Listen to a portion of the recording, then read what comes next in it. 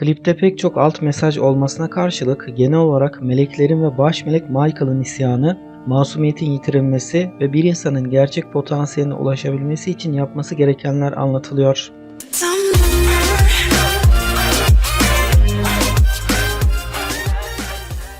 Bu anlatımı güçlendirmek için çeşitli mitolojik semboller kullanılmış.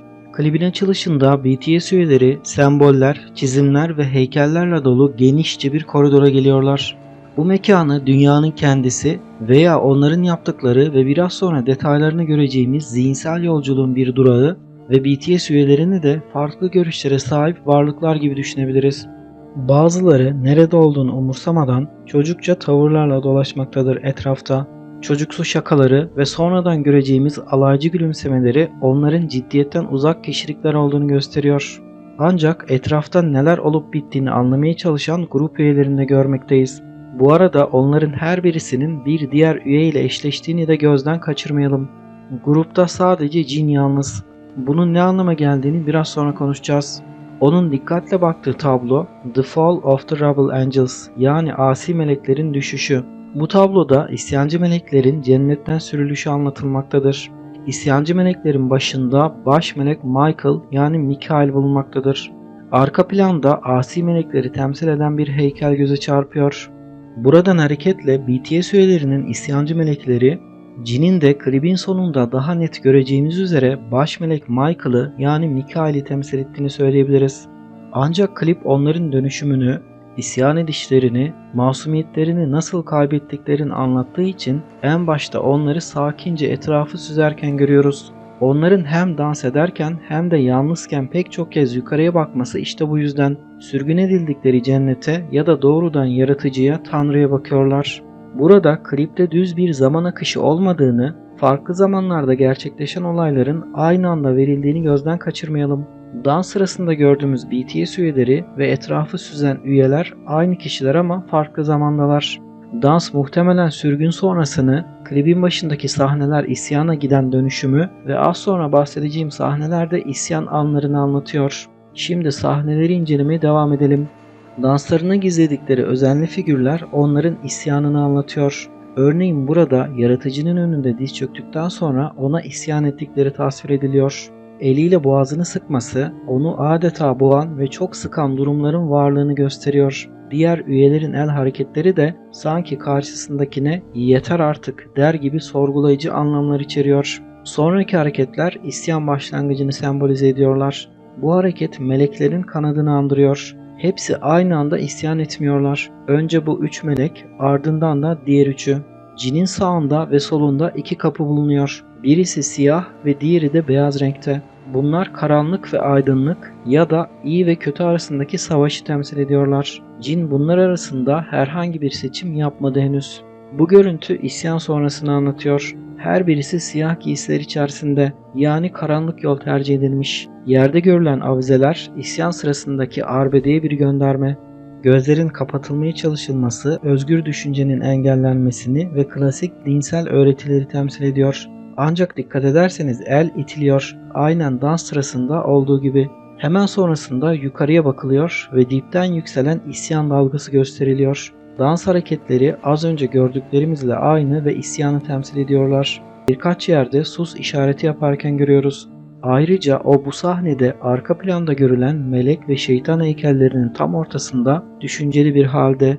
Belli ki tam olarak diğer melekler gibi düşünmüyor ya da kararını henüz vermemiş. Tekrar sus işareti yapıyor, yani düşüncelerini diğerleriyle paylaşmıyor.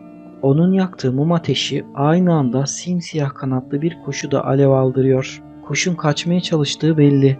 Bu kanatları klibin sonlarına doğru baş melek Michael'ın üzerinde göreceğiz. Demek ki onların isyanını haber veren ve belki de onlara ihanet eden bir melek vardı aralarında. Kadehe damlayan yeşil sıvı isyan sırasında dökülen kanı temsil ediyor. İsyan edenler melek değil de insan olsaydı muhtemelen bu sıvı kırmızı renkte olacaktı.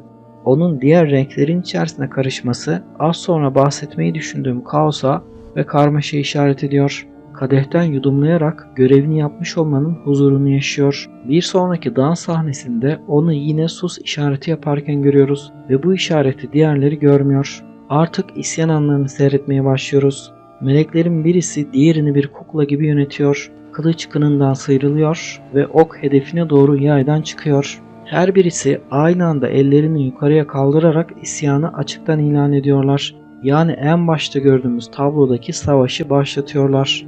Savaş şiddetli ve her birisi yerde. Ama güçlü bir melek diğerlerinden daha dirençli ve sarsılmadan mücadeleye devam ediyor. Sonrasında gördüğümüz yemek masasında tabakların içerisinde birer elma bulunuyor. Bu kutsal kitaplarda geçen yasak elma ve günahı temsil ediyor. Tabii bu yemekte gördüğümüz elma aynı zamanda onların isyanını temsil ediyor. Kadehlerin kalkması başarıya ulaştıklarını gösterirken birden duyulan bir ses endişe meydana getiriyor. Bu muhtemelen isyanı bastıracak diğer meleklerin ya da doğrudan Tanrı'nın, yaratıcının sesi. Klibin çeşitli yerlerinde gördüğümüz bu görüntünün iki anlamı bulunuyor. Bu görüntü isyan sırasında ölen melekleri sembolize ediyor. Bu görüntünün ikinci ve en güçlü anlamı şu. Arkada görülen tablo bir Yunan mitolojisine ait ve Ikarus'un düşüşünü anlatıyor. Kanatları bal mumuyla yapıştırılan tüylerden yapılan Ikarus, hapsedildiği kuleden kaçmayı başarıyor. Aynen şu sahne gibi. Ancak hırsından ya da özgürlük aşkından dolayı güneşe fazlaca yaklaşıyor ve kanatları yanıyor. Ege denizine düşen Ikarus orada can veriyor. Bu sahnede sanki suyun içerisinde süzülen cansız bir bedeni seyrediyoruz. Ikarus'u öldüren şey onun özgürlüğe olan aşkıydı.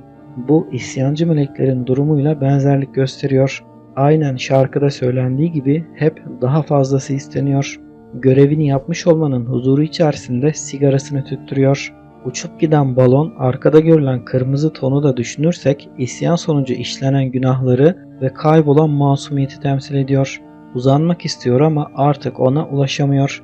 Evet, masumiyet yitirildikten sonra bir daha ona ulaşma imkanı yoktur. Her birisi sanki bu yolculuğu tamamlamış gibi en başta girdikleri odadan dışarıya kaçıyorlar. Ancak yüzlerinde sevinç ifadeleri var. Çiftler halinde dışarıya kaçarlarken cin duruyor. Belki duyduğu bir müzik, belki de içindeki bir his onu tekrar geriye getiriyor.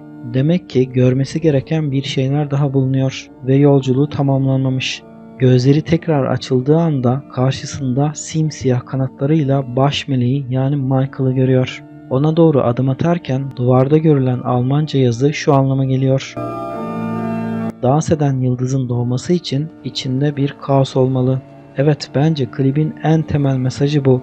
O en başta tabloya bakarken içerisinde fırtınalar kopmuyordu. İsyan düşüncesinin tohumları henüz yeni ekiliyordu içine. Bu nedenle henüz bir kaos yaşamıyordu iç dünyasında. Ancak şimdi içerisinde adeta fırtınalar kopuyor. Değişim ve dönüşüm gerçekleşti. Onun meleği öpme nedeni de tam olarak bu. İsyan eden meleklerin lideri ve o artık aynı düşünceleri, aynı frekansları paylaşıyor. O heykele doğru adım atarken diğer tarafta V'nin aslında gerçek Michael olduğunu görüyoruz. O muhtemelen en baştan beri kimliğini diğer üyelerden gizliyordu. Bu onun sırrıydı. BTS'in klipte vermek istediği mesajın bu Almanca cümlede gizli olduğunu düşünüyorum. Burada anlatılan isyan tabii ki barbarlar gibi sokaklara çıkmak anlamı taşımıyor. En başta kendi düşüncelerinize, sonra size dayatılan öğretilere ve son olarak içerisinde yaşadığınız sisteme bir başkaldırı bu. Size öğretilenlerin tamamı yanlış ya da yalan olabilir. Bunları sorgulamadan, doğruluklarını tek tek test etmeden içinizdeki dans eden starı ortaya çıkaramazsınız. Kendi özünüzü, kendi potansiyelinizi ancak bir kaostan sonra, bir savaştan sonra, bir isyandan sonra ortaya çıkarabilirsiniz.